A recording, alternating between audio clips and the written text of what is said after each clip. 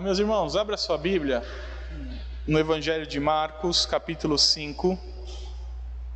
Quero ler com você do verso 1 ao verso 20. Estamos numa parte do Evangelho, como eu falei semana passada, em que é narrado o poder e a soberania do Rei Jesus. Semana passada nós vimos que Jesus é mais poderoso que a natureza. Hoje nós veremos um pouco mais sobre a soberania de Jesus sobre os seus inimigos. E a conexão com a história precedente que a gente viu semana passada e a história que nós veremos hoje é fácil de ser lembrada. É só você lembrar que na primeira história Jesus acalmou um mar bravo, um mar selvagem. Agora Jesus vai acalmar um homem selvagem, um homem bravio, um homem que está perdido e que, humanamente falando, ambos eram indomáveis, mas Jesus os subjugou. Então Marcos 5, do 1 ao 20, diz assim: Entre mentes chegaram à outra margem do mar, a terra dos Gerazenos. Ao desembarcar, logo veio dos sepulcros ao seu encontro um homem possesso de espírito imundo, o qual vivia nos sepulcros, e nem mesmo com cadeias alguém podia prendê-lo.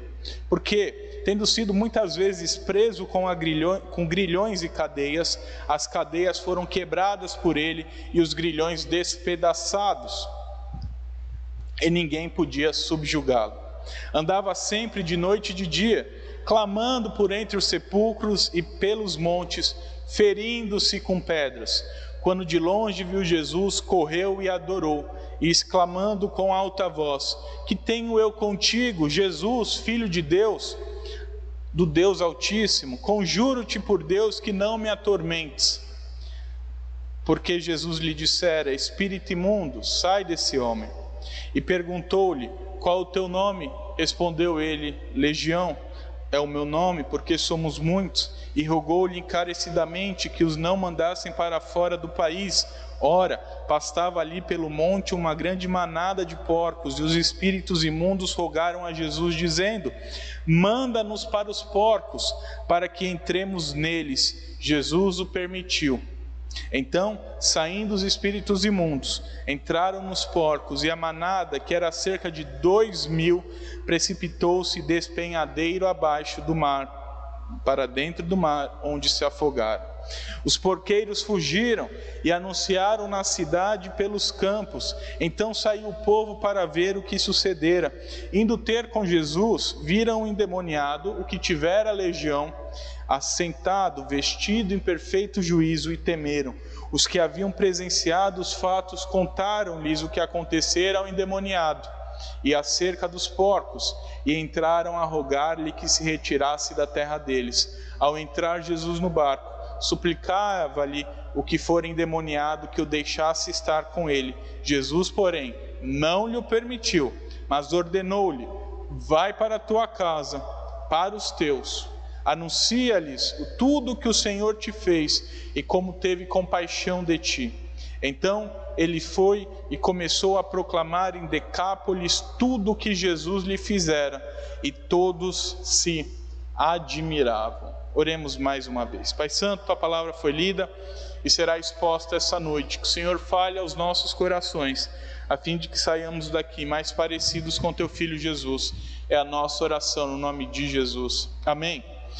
C.S. Lewis, os irmãos devem conhecer pelo livro As Crônicas de Nárnia, que depois virou filme, um filme de sucesso do Aslan, que é o grande leão, da garotada toda. Ele escreveu o livro, mas ele, em outro livro, no livro de As Cartas de um Diabo a seu aprendiz, ele diz o seguinte: que há dois erros que nós cometemos iguais, e que a maioria de nós comete, melhor dizendo, eles são iguais, porém opostos. Como assim?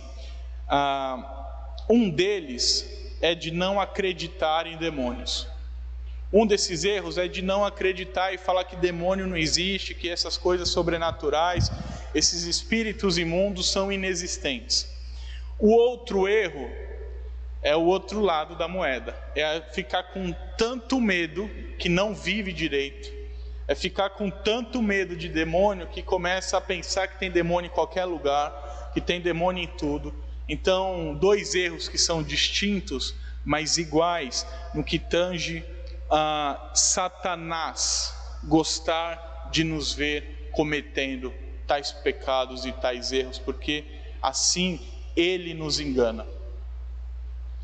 Tanto quando acreditamos que não existe mais demônios, quanto quando vivemos de tal modo que tudo é demônio, que tudo nós temos medo de demônio. Ambas práticas são erradas e ambas as práticas são prazerosas a Satanás, porque assim ele cumpre o propósito dele de mentir e enganar a nós.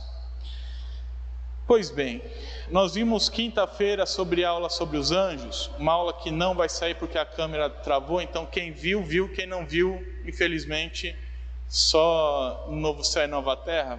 Talvez eu fale de novo outro dia, mas nós vimos que as hostes demoníacas são anjos caídos e que eles são extremamente poderosos. Demônios são mais poderosos do que os homens, são mais inteligentes do que os homens. Por isso que nós vemos demônios nos evangelhos subjugando pessoas, entrando em pessoas e fazendo pessoas escravas, fazendo pessoas tirarem, até mesmo tentarem tirar a própria vida. Tamanho poder que eles exercem sobre essas pessoas. Mas Marcos mostra a nós nesse texto que Jesus é mais poderoso do que os demônios, que Jesus é mais forte do que qualquer demônio e qualquer ajuntamento demoníaco. Jesus tem mais poder do que eles. Isso significa já desde agora que a nossa confiança tem que ser em Cristo, tem que ser em Jesus. Mesmo contra os piores inimigos, Ele ainda assim é soberano sobre eles. E por isso o tema do sermão dessa noite é: Jesus é soberano sobre os seus inimigos. Jesus é soberano sobre até aqueles que são inimigos dele. E a primeira lição desse texto é que Jesus é soberano sobre os seus inimigos, pois é mais poderoso do que eles. Do verso 1 ao verso 13, eu não vou ler tudo de novo, mas conta o encontro de Jesus aí com esse homem endemoniado, e a Bíblia diz que então que eles, depois de passarem pelo que passaram lá no mar, que a gente viu semana passada, mar revolto, barco quase caindo, quase afundando, eles chegam do outro lado na cidade aí, provavelmente na terra dos Gerazenos, mas aqui é um debate sobre qual é a cidade em si, porque em hebraico os nomes se parecem muito, então provavelmente o nome da cidade é Gergasa, que era um território gentil, e ficava, se você pegar onde Jesus estava em Cafarnaum, faz um mapa aí mais ou menos, Cafarnaum está aqui, eles atravessaram o mar até chegar mais ou menos aqui na cidade de Gergasa. Então nesse meio do caminho o mar quase destruiu eles, Jesus acalma o mar, eles chegam na cidade, uma cidade gentílica, uma cidade que ficava perto de um grande território da Síria, não mais em Israel, mostrando que eles estavam em territórios diferentes de onde Jesus já estava, abrindo um precedente assim para a proclamação do Evangelho, mostrando que Jesus já proclamou o Evangelho durante o seu ministério aos gentios, cumprindo assim uma profecia de Isaías 65, 1-4, que diz que Deus foi buscado pelos que não perguntavam por mim, fui achado pelos que não buscavam, a um povo que não se chamava pelo meu nome, eu disse, eis-me aqui, estendi a mão todo dia a um povo rebelde, que anda por caminho que não é bom, seguindo seus próprios pensamentos, povo que de contínuo me irrita abertamente, sacrificando em jardins, queimando incenso em altares de tijolos, que mora entre as sepulturas e passa a noite em lugares misteriosos, come carne de porco e tem no seu prato ensopado de carne abominável. Então, com essa profecia de Isaías, Jesus está cumprindo essa profecia e está dizendo a esse povo, eis-me aqui. A esse povo que não me procurou, a esse povo que não queria saber de mim, eu fui lá falar. Eu fui lá me apresentar para eles, e Jesus faz exatamente isso. E assim que chega nessa localidade, um homem endemoniado vai até Jesus. Mateus diz que eram 2 homens endemoniados, então, que vão até Jesus. E é interessante como Marcos narra o que o demônio estava fazendo com aquele homem. E aqui eu quero listar de uma maneira bem rápida o que o demônio fazia com aquele homem. Os demônios faziam com que ele vivesse no sepulcro, então ele vivia no cemitério da cidade. Aqueles demônios faziam com que aquele homem tivesse uma força sobre-humana e nada podia prender ele. Pegava a melhor algema lá da época, colocava nele, ele quebrava. Esses demônios faziam com que ninguém pudesse derrotá-lo, que ninguém pudesse subjugá-lo. E esses demônios faziam com que esse homem tentasse contra a própria vida, e tentasse tirar a própria vida através do corte com pedras. Aqui é importante dizer que esse corte com pedras era um ritual de suicídio que acontecia naquela época. Então os demônios estão tentando fazer com que aquele homem tire a própria vida, ou fazendo um ritual que no final dele consumaria com a morte daquele rapaz. Essa condição é ao mesmo tempo patética, mas é aterrorizante. Ele não apenas habita entre os mortos, mas está constantemente se machucando com pedras. E a Bíblia diz que ele uivava, esse é o termo, uivava de agonia, dia e noite, uivando de agonia depois de se cortar com pedras. Espiritualmente ele luta à margem da vida e da morte. Psicologicamente o espírito imundo perverteu a autoidentidade dele de homem, fazendo com que ele se tornasse o seu pior inimigo. Ele era o pior inimigo dele mesmo. Emocionalmente esse homem era controlado pelos demônios, que faziam com que ele agonizasse de dia e de noite, sofresse de dia e de noite, num tormento sem fim. Fisicamente esse homem era dominado pelos espíritos imundos, de modo que as correntes não o prendiam e ninguém mais podia dominá-lo. E significa que seu coração, sua alma, sua mente, sua força são cativas, são prisioneiras de Satanás e dos anjos de Satanás. Mas é interessante que assim que ele chega à presença de Jesus, e é interessante notar que quem vai até Jesus são os próprios demônios, é o próprio homem que vai até Jesus. E na presença de Jesus, esses demônios tão poderosos, que fazem tão mal àquele homem, eles mudam. E diante de Jesus eles começam a adorar o Filho de Deus. Eles começam a falar que o Filho de Deus é o Filho do Deus Altíssimo, que Jesus é o próprio Deus encarnado. E eles começam a implorar pela própria vida. Aqueles demônios tão poderosos que ninguém podia com eles, ao encontrarem Jesus, eles começam a implorar pela própria vida. E a ideia aqui é que se os demônios estavam meio que jurando, o termo é jurar em grego, então é como se os demônios estivessem jurando para Jesus que eles fariam qualquer coisa para Jesus, para que Jesus os deixasse em paz. Então era mais ou menos assim: olha, eu juro que eu não vou fazer mais nada, só não me atormenta. E a ideia de tormenta aqui é de tortura. Então eles falam assim: eu juro que eu não vou fazer mais nada, só não tortura a gente, por favor.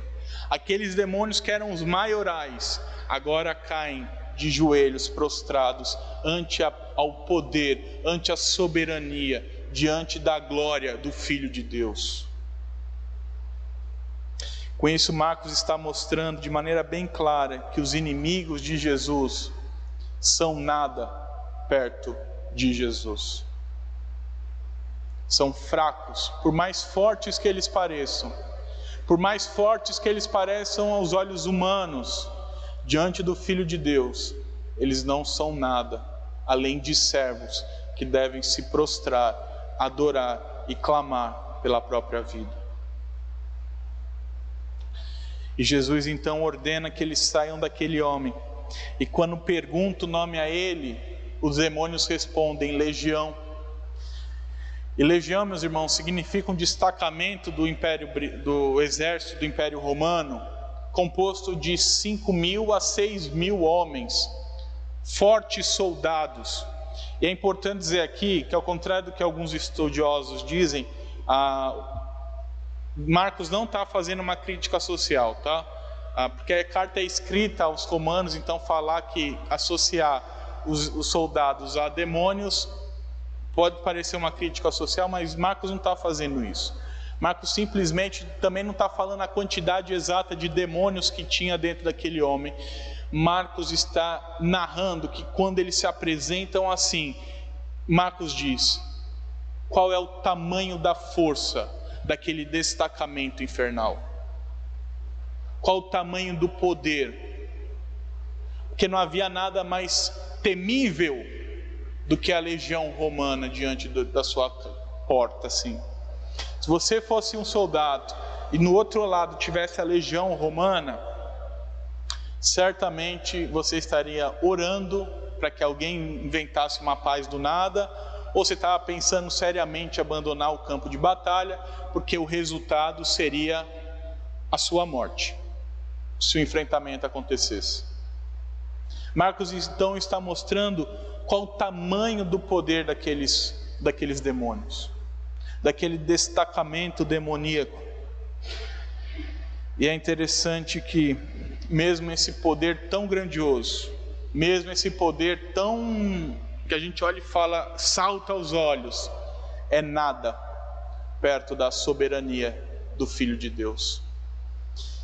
E aqueles demônios, antes tão poderosos, que afligiam aquele homem, agora estão curvados diante do Filho, clamando para entrarem nos porcos, a fim de se afogarem e provavelmente para não passarem pelo exorcismo. E aqui Marcos não diz como é, a Bíblia não diz como é, mas a gente pode ter uma ideia que não deve ser a coisa mais agradável aos demônios ser exorcizado de um corpo. Então eles clamam a Jesus para que Jesus os mande àqueles porcos, e Jesus mais do que permite. Mateus 8,32 diz que Jesus ordena e comanda aqueles demônios, dizendo: ide e entrai naqueles porcos. E eles entram nos porcos. 2.000 porcos não significam que tinham 2.000 demônios, significam que no mínimo eram 2.000 demônios, podia ter mais. Eles entram naqueles porcos, se afogam e desaparecem da vida daquele homem. Provavelmente são jogados aí de volta no inferno e ficarão lá até o juízo final, onde irão para o lago de fogo e enxofre. Meus irmãos, isso nos traz algumas lições breves. A primeira é que nem mesmo os demônios podem qualquer coisa contra Jesus. Nem o mais poderoso dos demônios, nem o mais poderoso destacamento demoníaco, nem a maior das hostes satânicas pode qualquer coisa contra o Filho de Deus. Antes, o Filho de Deus é soberano e infinitamente superior a todos eles, de modo que a eles só resta se curvar ao Deus homem. Não tem diálogo, não tem tentativa de luta, só tem respeito à soberania do Senhor deles, do Rei deles. Também precisamos lembrar que muitas das pessoas que nós conhecemos, que vivem em situação parecida com a desse Gerazeno, elas estão sob influência demoníaca. E a gente precisa ter isso em mente, de que muitas dessas pessoas que nós olhamos, às vezes tiramos sarro, essas pessoas que a gente julga como louca, essas pessoas que nós julgamos serem isso e aquilo, muitas delas, não todas, mas muitas delas estão sob influência de demônios, estão sob influência de hostes satânicas também, de modo que nós precisamos aprender a demonstrar compaixão e misericórdia para com essas pessoas, assim como Cristo fez. Nós vimos então que Jesus é soberano aos seus inimigos, porque Ele é mais poderoso que os seus inimigos. Mas a segunda lição que esse texto traz é que Jesus é soberano aos seus inimigos, o que gera ainda mais rejeição por parte deles. A segunda parte desse texto, do verso 14 ao verso 17, narra a reação daquele povo. Aquele povo não era povo de Deus, aquele povo não era amigo de Jesus, aquele povo era inimigo de Deus e inimigo do Filho. Porque ou você é do povo do Filho ou você é contra o Filho, não tem meio do caminho. Ou você é amigo ou você é inimigo, ou você é filho ou você é inimigo, não tem meio do caminho, não tem meio termo. Então aquele povo composto de inimigos de Jesus, eles têm uma reação que a gente julga hoje estranha, mas que é normal, se nós pensarmos que aqueles homens estavam cegos aos seus próprios delitos e pecados. Mas o texto narra que os porqueiros, então, que testemunharam aqueles 2.000 demônios entrando no porco, se jogando, eles saem correndo de medo, e eles começam a anunciar para todo mundo: olha, o cara ali mandou o demônio no porco, a gente perdeu todos os nossos 2.000 porcos. Importante dizer algo aqui. Aqueles homens escutam, eles veem aquele antigo homem que eles viam uivando, que eles viam se cortando, que eles viam lunático, eles veem esse homem perfeito juízo. Eles veem o que Jesus fez. Eles veem o testemunho, eles testemunham com os próprios olhos a obra de Cristo. Porém, ao contrário do que se imagina, aqueles homens e aquelas mulheres não se dobraram e adoraram o Filho de Deus, antes expulsaram e rejeitaram o Filho e falaram para ele ir embora daquela cidade. Só para os irmãos terem ideia, os judeus consideravam porcos imundos e eram proibidos de tocar em porcos e de consumir porcos. Mas naquela região se criava porcos e era uma fonte alta de sustento. Então os fazendeiros de porcos daquela região vendiam a carne do porco no mercado lá da Decápolis, que é a região da Síria onde eles estavam, e isso era a fonte de sustento deles. Isso era a fonte de renda deles, onde eles se alimentavam, mantinham a família.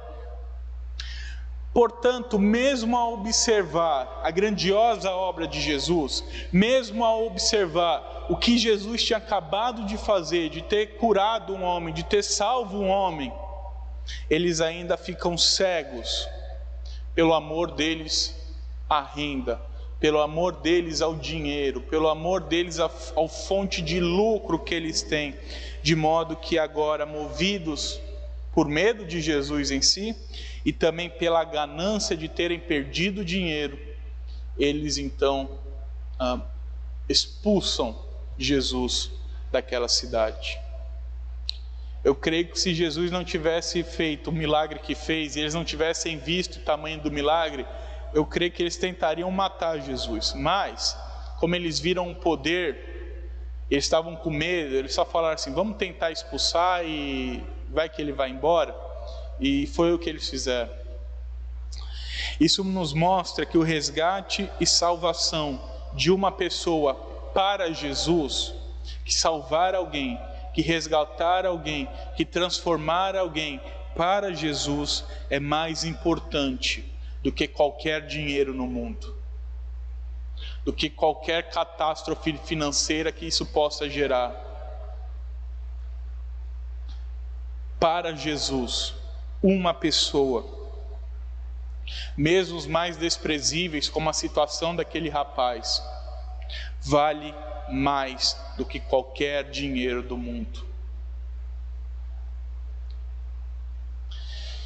E quão frequentemente, meus irmãos, mesmo em nossos dias, esse incidente não se repete.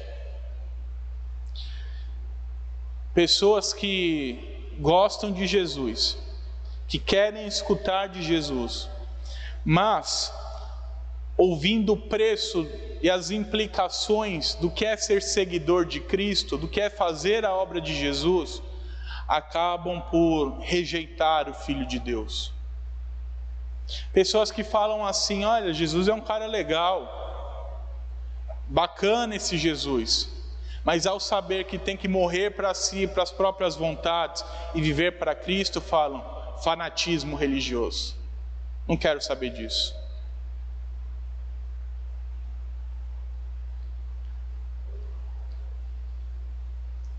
Nós precisamos então responder algumas perguntas para nós mesmos. E a primeira é: quanto vale uma vida para nós?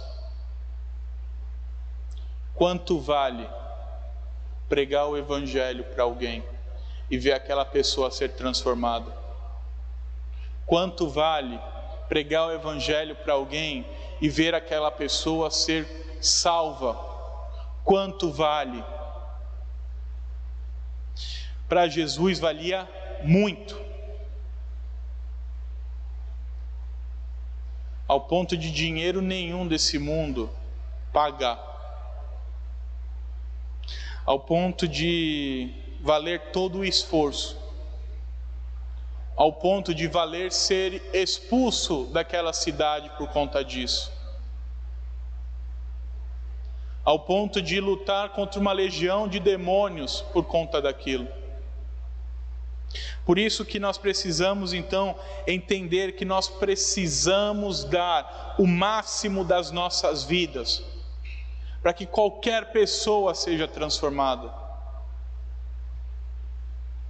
É tudo pela obra de Jesus. É dinheiro, é tempo, é a vida, é tudo para a pregação do Evangelho, para que pessoas sejam salvas, para que pessoas sejam alcançadas, para que pessoas tenham seus destinos mudados, suas histórias mudadas e transformadas. Por isso que eu pergunto para você: quanto vale uma vida para você? Quanto vale a salvação de uma pessoa para você?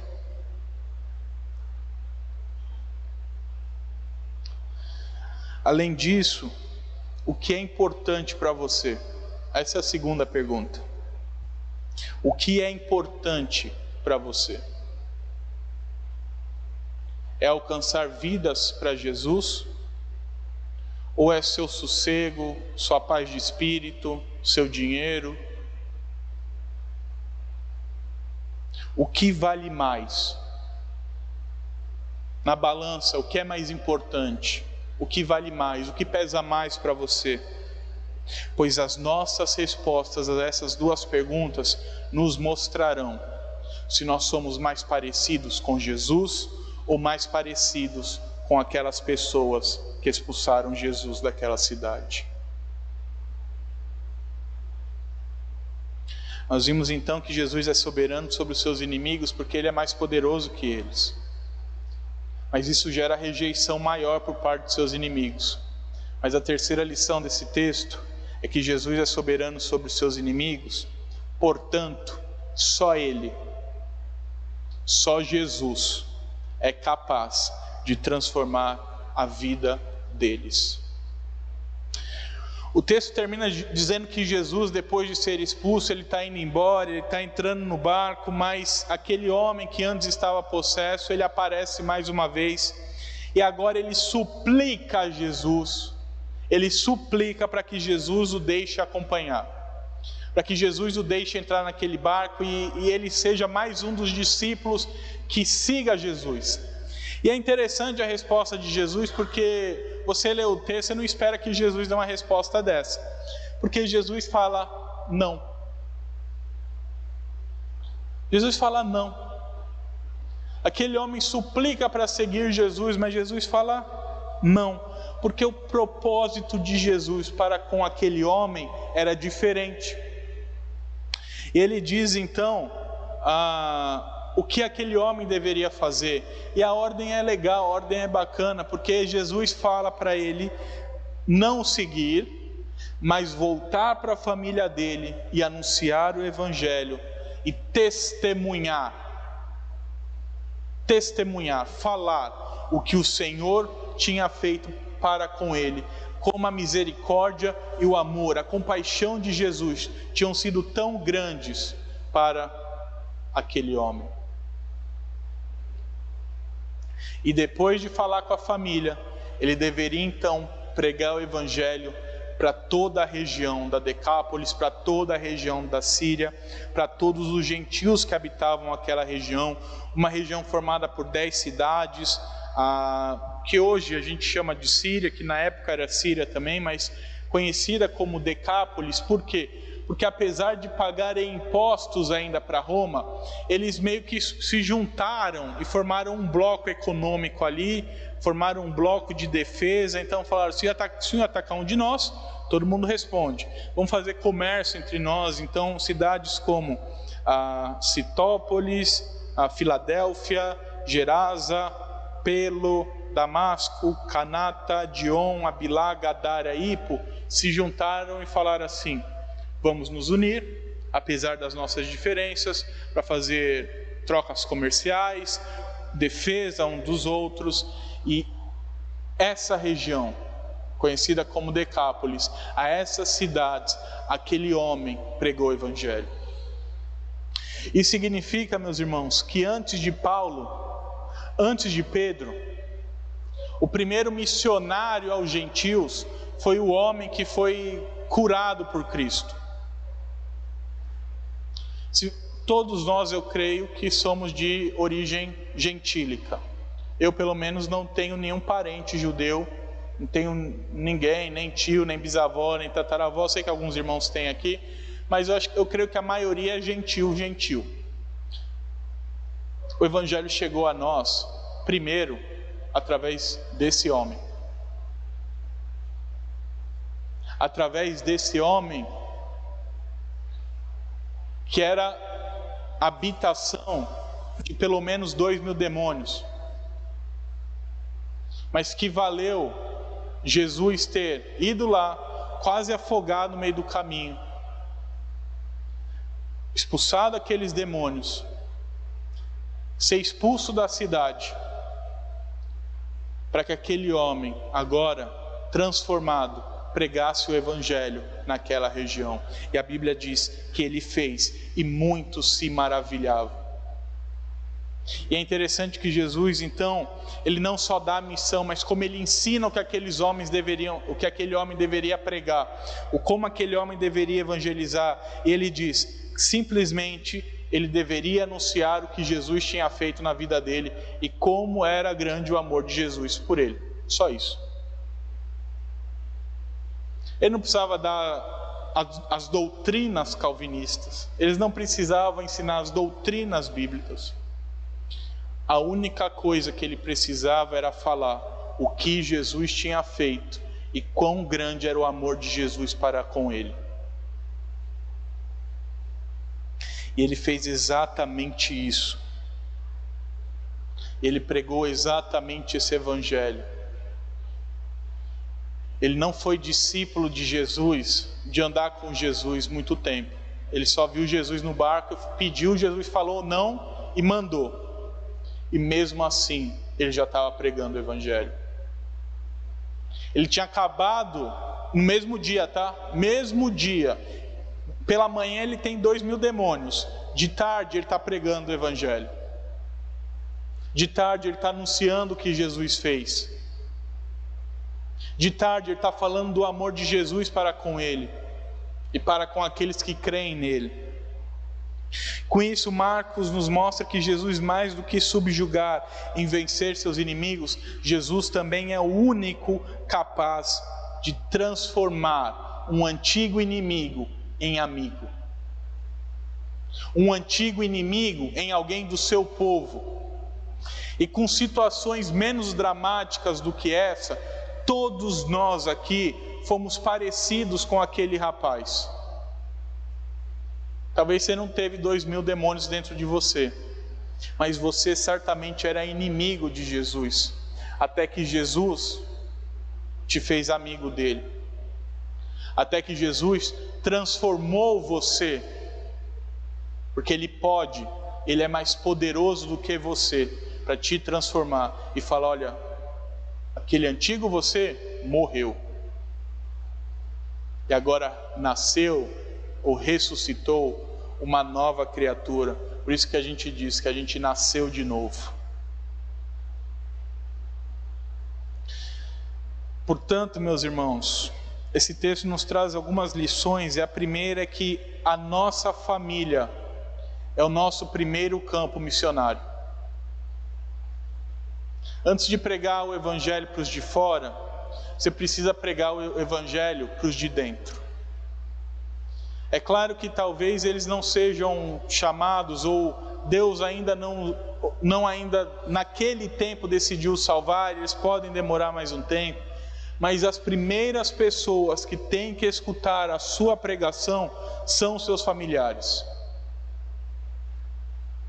para depois então você pregar o evangelho para os de fora. E então, isso não significa que você pode ficar então assim: ah não, só vou pregar para os de fora depois que todo mundo da minha casa se converter. Não.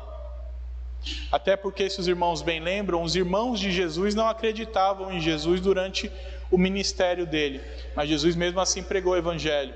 Mas as primeiras pessoas que devem escutar o nosso testemunho, as primeiras pessoas que devem escutar o nosso relato, são os da nossa casa. E após falar com os da nossa casa, é falar com os de fora, é pregar o evangelho para as pessoas, é levar o evangelho para as pessoas. Ah, Natan, mas eu tenho pouco tempo de igreja. Aquele homem tinha horas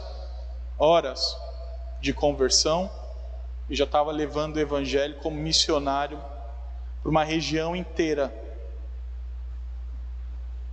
para 10 cidades diferentes. Foi lá, falou com a família e foi pregar para 10 cidades diferentes.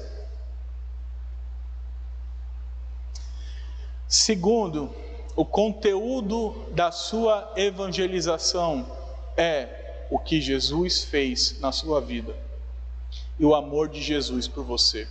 Ponto. Dificilmente, olha, nesses anos todos, se eu vi uma vez foi muito, alguém que precisou de ter uma apologética avançada para evangelizar alguém. A pessoa só precisava falar do que Jesus tinha feito e do amor de Jesus para com ela. E todos nós aqui, meus irmãos, que fomos transformados por Jesus, todos nós que fomos feitos novas criaturas, temos algo a contar do que Jesus fez e do quanto Ele nos amou. Então, o conteúdo da evangelização você já tem. Falta pregar o evangelho, falta levar esse amor, falta levar essas mudanças às outras pessoas agora, de uma maneira simples, da maneira mais simples possível. Por fim, entenda que todo inimigo de Jesus é parecido com aquele rapaz. A gente já foi assim, como eu falei. Só que para todos eles há uma esperança, desde que Jesus queira os transformar. Se Jesus quiser transformar alguém, Ele vai transformar. Se Jesus quiser transformar o seu conhecido, o seu familiar, que vive nas drogas, que é preso ou não sei o que é escravo de vício, se Jesus transformar, ele vai ser transformado. Aquela pessoa que você vê e você tem dó da pessoa, de tão ruim que está a situação dela, se Jesus transformar, ele vai ser transformado. Basta a nós pregarmos esse Jesus para as pessoas. Esse Jesus que fez conosco e que pode fazer com elas. Do amor que ele teve conosco e tem para com elas. Então, preguemos o Evangelho. Nós vimos aqui que Jesus é soberano sobre os seus inimigos porque ele é mais poderoso, porque o que gera mais rejeição, mas que somente por ser tão soberano, somente por ser tão poderoso, é que Jesus consegue transformar a vida dos seus antigos inimigos em amigos. Então, guardemos que o Evangelho de Cristo pode transformar pessoas da água para o vinho. Ele pode transformar situações, ele pode mudar histórias. Jesus não promete dinheiro nenhum, em nenhum momento do Evangelho não fala que a gente vai ser rico em momento nenhum, mas faz o que dinheiro nenhum desse mundo consegue fazer, que é te libertar e te salvar do poder de Satanás e da condenação eterna. Portanto, se você quer ver vidas serem transformadas, se você quer que aquele seu amigo seja transformado, se você quer que os seus filhos sejam transformados, se você quer que os seus pais sejam transformados, se você quer que qualquer um seja transformado, pregue o Evangelho de Cristo a essas pessoas. Pregue o que Jesus fez com você e o amor dele por você para essas pessoas. Porque assim, elas também serão transformadas, se for da vontade do nosso Senhor. Que Deus nos abençoe e que nós tenhamos um tempo de oração agora, enquanto o grupo de louvor se posiciona, clamando a Deus para que Deus nos use durante essa semana para pregarmos esse Evangelho, esse amor para as pessoas que nós sabemos que estão necessitadas.